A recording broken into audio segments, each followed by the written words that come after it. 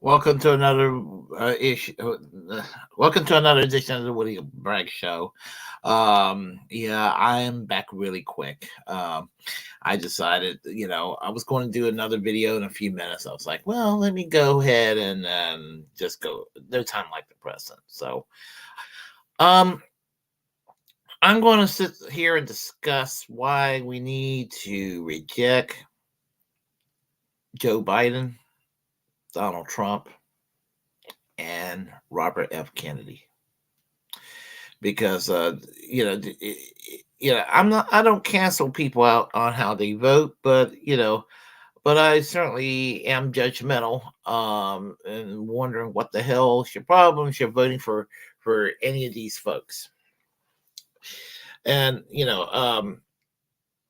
I know people talk about the lesser evil, and I fell for that trick for a long time, But the late Frank Zeiler, the former mayor of Milwaukee, Wisconsin, a socialist outside of the two-party system that got elected as mayor from 1948 to 1960, said, it's not the lesser evil, it's the evil of the two lessers. In other words, they're all shitty, and they're pretty damn evil. Evil is evil. So... And so I think that should be pointed out. And, this is my video here where I'm basically making a plea to reject the duopoly, because there's no reason for us in America to keep repeating the same thing over and over again, expecting a different result. There is a saying, Insanity is repeating the same thing over and over again, expecting a different result. So I'm basically saying reject these three running for president. And I'm going to tell you why Joe Biden, Donald Trump, and Robert Kennedy are not worthy of our vote. So let's go with the incumbent right now, old Genocide Joe. Okay, I think it's the way to start it off right now with Genocide Joe.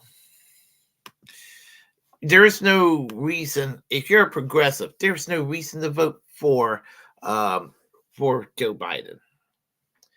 I mean, once he's done in the last 3 years, he promised us $15 hour minimum wage. There's no $15 hour minimum wage. At the very gut level, basic, that should have been done. And now $15 an hour ain't that much. And we haven't raised the minimum wage since 2009. And, just allow our country to just remain with stagnated wages is a crime. And we need a pay raise. We do. All Americans need a damn pay raise. The only people that don't need a pay raise are the people on top that have actually extracted all the money and benefits that we used to halfway get 50 some years ago and previous, taken away from us. And we need to go and take it back. And I talk about this over and over why we need to go and take it back. It's going to take all of us. I mean, I know that my audience are here with me on that one. I don't consider myself any leader or anything like that. I'm just consider myself just a humble messenger. But thing about it is, we need to go and do our part. We need to encourage other people to do their part, to go and take back what belongs to us. And that's what needs to be done. And Joe Biden is not doing a damn thing about it. He promised us a public option, prescription drug reforms, what was it called? The Build Back Better. That has some relatively decent features up there. Now, the right wing would tell you it was woke. It was probably one of the most class reductionist piece of legislation that came out in Congress in many years that had the potential of benefiting the working class. It didn't go as far as I would like for it to go, but it was not a bad piece of legislation. And this is before the Russian invasion of Ukraine. Oh, we can't afford it. We just can't afford it. Oh, no, we can't afford it. It's going to put it's just going to put trillions into our debt. But then the Russian invasion of Ukraine took place. Oh, well, we're just going to go and just give money. Oh, yeah, we're going to go and here's the money. Nazis, get your money. Then Gaza gets attacked by Israel. Oh, Netanyahu, we got money. We're going to give you money. And so money goes everywhere except for the American people. And you got people say, oh, well, you got to go and vote for Joe Biden in 2024. It's going to be the end of democracy. It's going to be, Trump. Oh, no, Trump. I'm not for Trump. I mean, as there are times that maybe maybe I should take him more seriously than I do, but I look at Trump as basically just a goofy ass clown. He's stupid. I've said this before and I'll say it again. He's stupid, he's incompetent, and he's lazy. And I don't think that an incompetent, stupid, lazy person could usher in fascism. There's too many checks and balances. As much as this country's government sucks in so many ways, every which way till Sunday, there's, what's he going to do? Is he going to go and have an executive order to suspend Congress? Is he going to go and try to try to stack the courts with his cronies? What kind of a power grab do you think he's going to have if he comes back in 2025, January 2025? Won't happen. The military, even the military, will not allow that to happen. If that were to happen, the military would be like, no, you don't. So, what he's going to do? He's going to provide comedy. I mean, if the country's going to go down the shithole, might as well laugh about it. So, but the thing about it is there are things about Donald Trump. I still would tell people, don't vote for Donald Trump. Not because I suffer from Trump derangement syndrome. It's because for the same reason I don't want to vote for a Democrat. They're all in it for corporations, and they're all against the people. Oh, the Republicans, they're populist now. Oh, really? Yeah, look, Ron DeSantis is just standing up against the woke corporations. So they decided to get anti-business because they don't like a company talking about using pronouns and having maybe some a little bit of rainbow decorations in the workplace. I don't care if they have rainbow decorations or not. What I care about a workplace is if they're paying people what they're worth, and we all deserve a pay raise. But this is the stuff they care about. So they're opposed to what they call censorship. If you go, they talk about censorship at the workplace and cancel culture. If you don't go and get all excited about Black History Month, or don't get excited about Pride Month, or what have you, and freedom of speech, they'll sit there and tell you that. But then I'll say, okay, well, then freedom of speech apply to people who are trying to unionize? No, it shouldn't apply to unions, and they're the ones that don't deserve any speech. And that's what the right wing, a lot of people in the right wing believes. So never believe people when they say the Republicans is populist or that they're anti-war. I mean, all you have to do is see what happened with Gaza, between Hamas and the right-wing government of Israel. What do? How they responded? You saw how they responded right there. And all of a sudden, that inner Bush Cheney neocon just came out of the Republicans' asshole like a big old fart. And you can see where they're at right now. They're back to rattle sabling, and they don't think that Biden is rattle sabling enough. But I think that Biden is rattle sabling just as bad as a John Bolton type. So, and thing about it is, what if Trump comes back into power and he makes an extra effort to accommodate the Bush Cheney people? Because some areas he did while he was president. Remember, there was some war crimes also committed under Trump as well.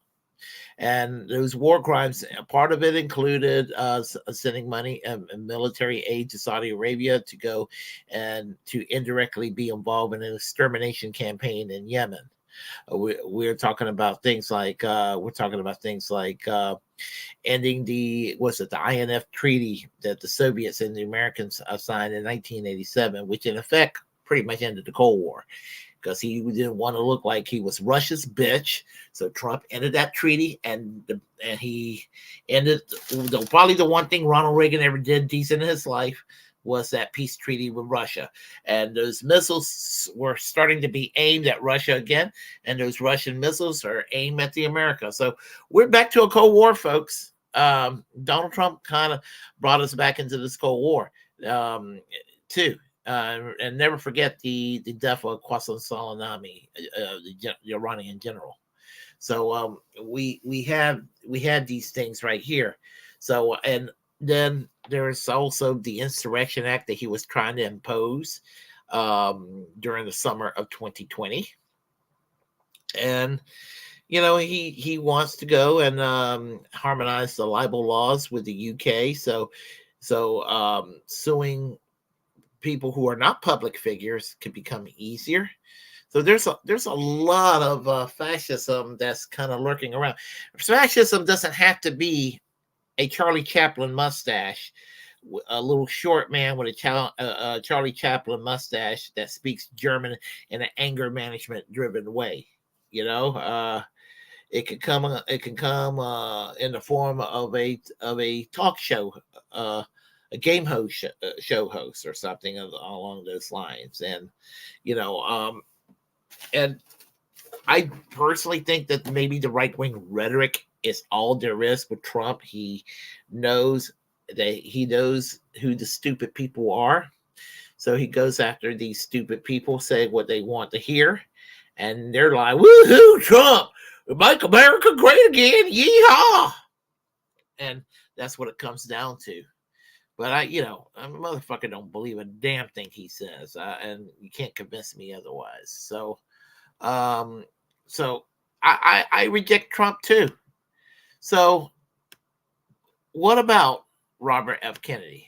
Yeah, what about Robert F. Kennedy?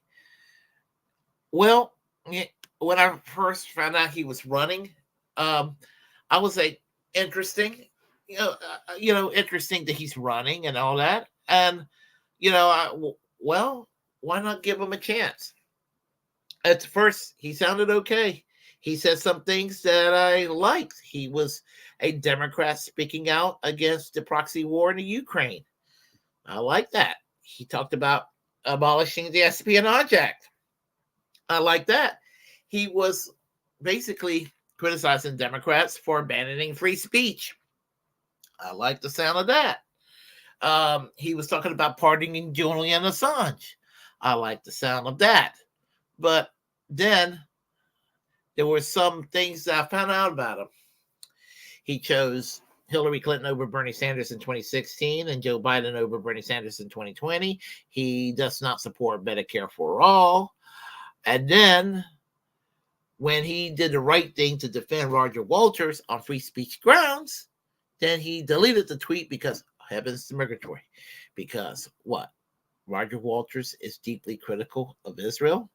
So he went out of his way to show that he's more of a Zionist cuck than anybody else, and just double down and triple down on how much he wants to lick Benjamin Netanyahu's asshole. I'm like, no, thank you. No, thank you. What's going on in Gaza is a war crime. It is a war crime. And that's what it comes down to. So, on that alone, I have to reject him. But then he doesn't support Medicare for all. I reject him there. He's just, and his thing about pharma is a right-wing spin on big pharma. When you hear the right-wingers like, we're going to get tough on big pharma on the vaccines, but they're not willing to go and take care of the other issues when it comes to big pharma too. The usual price gouging on all the other medicines. So, and I just figure, I can't support him. I really can't. And then he retracted on his free speech stands, because when you had all these protesters protesting on the behalf of the Palestinians, he was talking about cracking down on these student groups on campuses and things like that. Okay, you say you favor free speech, but then you favor cracking down on pro-Palestinian organizations. Which is it? You got to be for free speech, no matter what the situation is. Even if it's the free speech you don't like, Mr. Kennedy. So this is a situation we're in, and so I can't support Robert F. Kennedy. Now, is Robert F. Kennedy better than, let's say, Joe Biden or Donald Trump? Barely. But he's still not a choice either. So there is that as well. And so I'm basically telling everybody here, maybe it's a good idea that we just go ahead and reject these three candidates. There's nothing to really seriously be offered by Robert F. Kennedy, Donald Trump, or Joe Biden. And I just wanted to go get that out. So anyhow, let's check here on the chat line. Yeah, Warren says, "Hey Willie, have a great show." Thank you, Warren. And I'm hoping to see you and Jimmy back on Saturday night. Let's see here. Bryson Akana. Hey, how are you doing? I haven't seen you here in a while. We're up all night to get lucky. We're up here all night until the sun. We're up all night to have fun.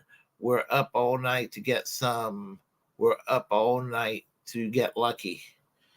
It works. It works with that instrumental.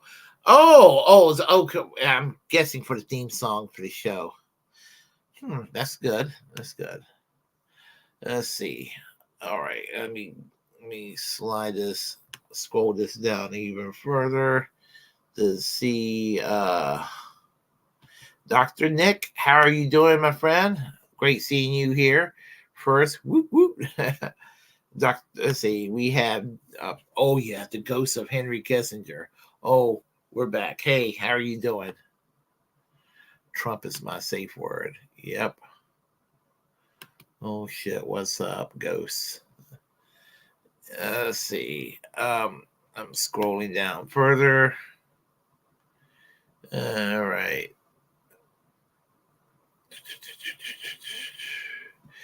Earl, how are you doing, my North Carolinian friend? Dr. Nick Riviera, been a minute. How are you? I'm glad everybody, we all kind of know each other here. Trump recognized Juan Guaido as president of Venezuela. Good point. I should have brought that out. That's also unforgivable. Talk about election interference. And that is right. The United States loves to interfere in elections in other countries, but so there's no moral clarity when it comes to the United States. Really, very rare that there's any moral clarity. I should go and do a video about the U.S. and its so-called moral clarity. Birthday today, woo, everyone. Is it your birthday, Daniel Berry Sports Highlights? If it is, happy birthday. Yeah, mine is in a couple of weeks. I turn 55 in a couple of weeks. My parents are visiting. My mother was not feeling well, so my dad and myself, we went to Denny's tonight, and we were able to convince the waitress to allow me to have the 55 special, even though I don't turn 55 until March. But my age now, everyone. You all know how old I am. Let's see here. Great. Let's see. Is it Grape Teen? How are you? Please notice these sociopathic. Hey. All right. Oh, I saw that. I saw that. Okay. Yeah. How you doing, Grape Teen? Right. See here. Right. And Cowboy Kitty, welcome back. Welcome back. Welcome back. Dastardly Dog from J2E Universe. Let's see. 55 equals McDonald's Senior Coffee. Yep. As I said, I will be 55 in a few weeks. So, okay. So seems like that's everybody here. And I'm glad to see you all back. I should have warned y'all that I was going to go and do another video right away. Don't worry, I'm not doing another video until maybe sometime on Thursday now.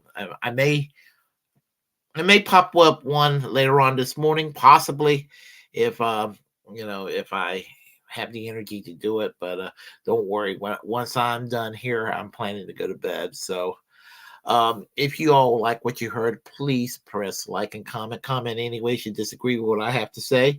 We'll have a conversation. Feel free to share the content on this channel. Now, if you go hit the like button, you go and share, it helps with the algorithms. Also, what was I going to say? Feel free to share the content.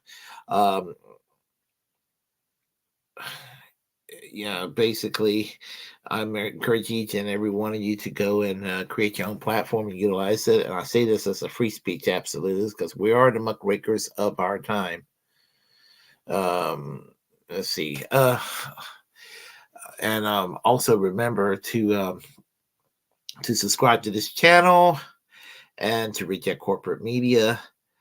And also remember to free Julian Assange, free Palestine, free healthcare for all, and free speech.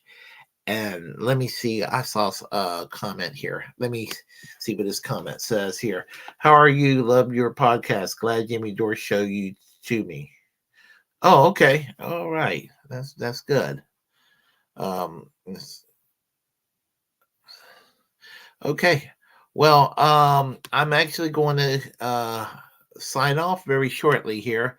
I hope everybody's doing well, and I hope to see y'all back again soon. Y'all take care, and y'all have a great evening. Good night.